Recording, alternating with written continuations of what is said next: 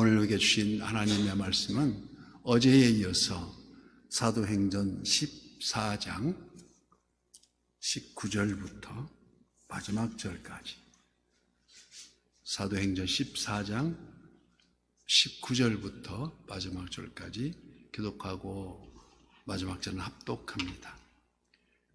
유대인들이 안디옥과 이고니온에서 와서 무리들 충동하니 그들이 돌로 바울을 쳐서 죽은 줄로 알고 시외로 끌어내치니라. 여자들이 눌러섰을 때 바울이 일어나 그 성에 들어갔다가 이튿날 바나바와 함께 더베로 가서 복음을 그 성에서 전하여 많은 사람을 제자로 삼고 루스드라와 이고니온과 안디옥으로 돌아가서 제자들의 마음을 굳게 하여 이 믿음에 머물러 있으라 권하고, 또 우리가 하나님의 나라에 들어가려면 많은 환난을 겪어야 할 것이라 하고, 각 교회에서 장로들을 택하여 금식 기도하며 그들이 믿는 주께 그들을 위탁하고 피시디아 아가메로 가서 밤빌리아에 이르러 말씀을 버가에서 전하고 이탈리아로 내려가서 거기서 태 타고 안디옥에 이르니, 이곳은 두 사도가 이룬 그 일을 위하여 전에 하나님의 은혜에 부탁하던 곳이라. 그들이 이르러 교회를 모아 하나님이 함께 행하신 모든 일과 이방인들에게 믿음의 문을 여신 것을 보고하고 제자들과 함께 오래 있으니라. 아멘. 오늘도 실시간 유튜브를 통해서 선한 요새 기도의 향연 속에 새벽을 깨우는 우리 성도님들 모두에게 여호와 샬롬, 하나님 지키시는 풍성한 은혜를 축복합니다. 오늘 본문은 삶으로 보여주는 믿음이란 어떤 것인가를 보여주고 있습니다. 우리가 항상 영접하는 자, 곧 그 이름을 믿는 자들에게는 하나님의 자녀가 되는 권세를 주셨으니 그 권세의 특징이 무엇입니까? 바로 삶으로 보여주는 믿음입니다.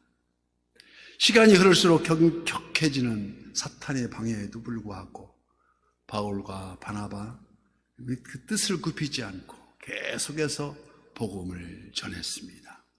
그러자 오늘 본문의 내용처럼 이를 벼르던 유대인들이 안디옥과 이고니온에서 몰려와 무리들을 충동하여 바울을 돌로 내칩니다. 바로 얼마 전까지만 해도 스데반의 죽음을 바로 앞에서 목격했던 그 사도 바울이 지금 그대로 그와 동일한 모습으로 돌에 맞아 죽음 직전에 이르렀다는 것입니다. 돌을 치던 무리들이 이제 정령 죽은 줄 알고 성 밖으로 바울을 끌어냅니다. 한마디로 버림을 당한 것입니다. 이에 바울의 제자들이 그를 도와 회복시키고 그 다음날 바로 더베로 떠나게 됩니다. 온몸이 멍이 든 채로 더베로 간 바울은 성치 않는 몸에도 불구하고 복음을 전한 일에 쉬지 않고 열상을 냅니다는 것입니다. 복음을 전하는 일에 쉬지 않은 것은 또 얼마 후에 전날 들렸던 루스드라와 이고니온, 안디옥으로 돌아가면서 전에 있던 자들을 격리하고 계속해서 복음의 열정을 권면하고 있습니다. 오늘 본문 22절 말씀, 제자들의 마음을 굳게 하여 이 믿음에 머물러 있으라 권하고, 또 우리가 하나님 나라에 들어가려면 많은 환난을 겪어야 할 것이라 하고, 그간 자신이 겪었던 아픔을 나누며 어떠한 환난에도 끝까지 견딜 때 하늘의 상급이 준비되어 있다는 것을 강조하고 있습니다.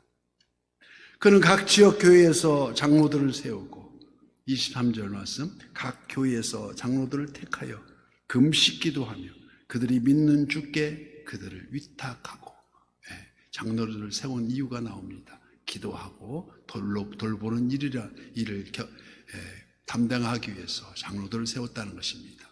그간 1차 전도 여행에서 자신이 겪었던 이방인의 구원과 그와 관련된 많은 간증을 나눔으로써 은혜를 공유하고 제자들과 함께 교제하고 나누었다는 것입니다. 시간이 흐를수록 복음의 영향력이 커짐에 따라 사단의 방해 공작 또한 교활해지고 친밀해지고 방해 어떻게 하면 믿지 못하게 할까 하고 또 그 흐름이 오늘에 이르기까지 계속되어 있다는 것입니다. 동시에 오늘의 본문을 통해서 교회 공동체의 참모습을 살펴볼 수가 있습니다. 죽음에 이르게 된 바울, 만일 그가 혼자의 힘만으로 루스드라를 탈출할 수 있는 상황에서 20절과 20절 제자들이 둘러섰을 때에 바울이 일어나, 여기 제자들이 둘러섰다는 그 표현은 그들의 도움 아래 있었다는 것입니다. 그들의 도움으로 회복할 수 있었다는 것입니다. 즉 위기 가운데 공동체적 도움이 있었기에 바울이 회복할 수 있었고 무사히 더베로 건너가서 복음을 전할 수 있었던 것입니다. 더베 복음을 전하고 난 그 다음의 행선지는 어디입니까? 바로 직전 죽음에 이를 뻔한, 맞아 죽을 뻔한 그곳 루스드라였습니다. 보통 전날 겪었던 트라우마로, 공포로 인해서 위험을 경험했던 그 특정 장소를 피하는 게 인지상정인데 오히려 제 발로 바울은 다시 들어갑니다. 왜 그랬을까요? 이는 자기가 전한 복음을 받아들였던 그 형제들을 격려해 주기 위함이었다는 것입니다. 나는 지금 살아있다. 하나님이 우리와 함께 하신다는 것을 스스로 보여주는 바로 삶이 예배가 되는, 삶의 신앙이 되는 것, 믿음이 되는 것입니다.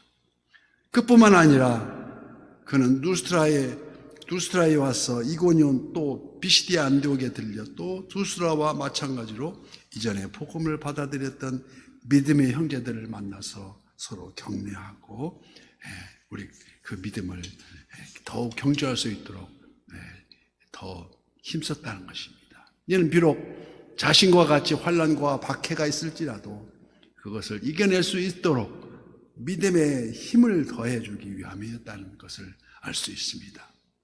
바울에게 있어서 복음은 단지 자신만을 구원에 이르게 하는 능력이 아니라 연약한 형제들을 격려해주고 그들과 함께 잡은 손 꼭 붙들고 천국 본향을 향한 그 소망의 능력이 되었다는 것입니다. 오늘 보면 하반절 버가에서 사역을 마무리하고 26절 말씀, 거기서 배 타고 안디옥에 이르니 이곳은 두 사도가 이룬 그 일을 위하여 전에 하나님의 은혜에 부탁하던 곳이라. 안디옥 교회에서 돌아온 바울은 휴식을 취할 겨를도 없이 즉각 동역자들을 불러서 그간 자신의 간증을 통해 직접 경험했던 복음의 내역을 서로 나누었습니다. 즉 교회란 바로 자신이 경험했던 하나님의 은혜를 나누고 그 은혜를 나눈 공동체이며 자신이 깨달아 알게 된 죽음에 이르도록 경험했던 기억마저도 은혜로 승화시켜서 서로 그 공동체, 형제의 아픔을 함께 나누는, 함께 웃고 함께 우는 바로 그러한 공동체.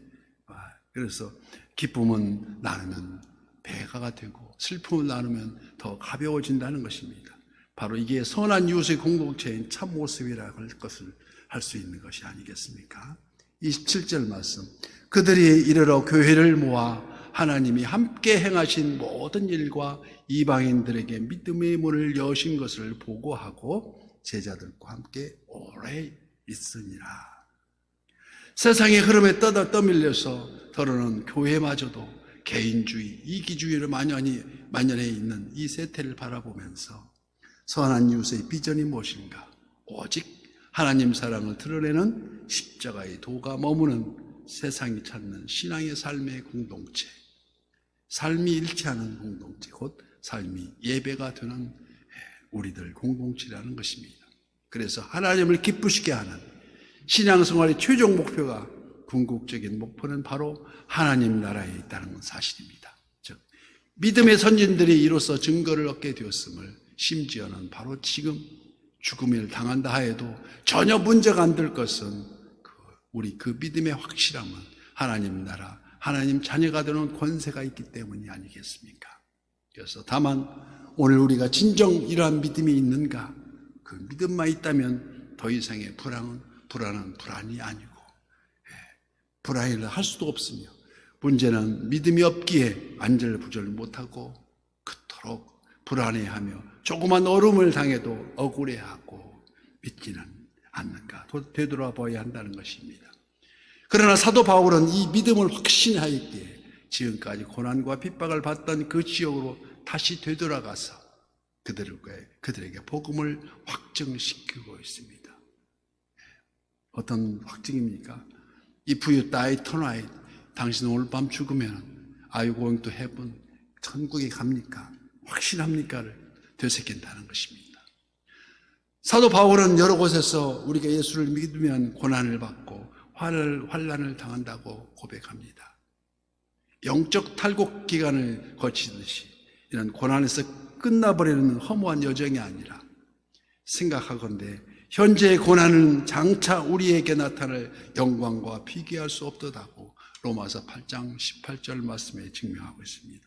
그 영광과 다시 오실 우리 주님을 기리는 우리 모두의 선한 요새 공동체가 되시기를 예수님 이름으로 축복합니다.